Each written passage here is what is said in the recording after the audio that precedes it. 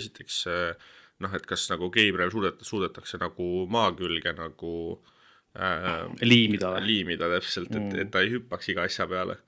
Ja teine asi on see, et kas nagu Jurtseven nagu tuleb kohale või ei tule, vaata, sest viimane neljas mäng FS-ega, seal ta oli nagu kohal, tegi väga hea mängu. Viies oli halb. Aga viiendas pudistas palle, kaitses ei saanud hakkama, kõik sihukesed asjad.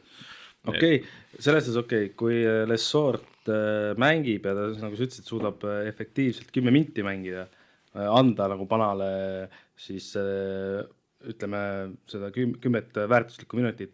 No siis ma ütlen, et siis on Venerbatsel raske, et nagu nii on raske. Lessorti kasutegur on selle 10 minutiga võib olla juba nii suur. Jah, aga ma ei usu, come on.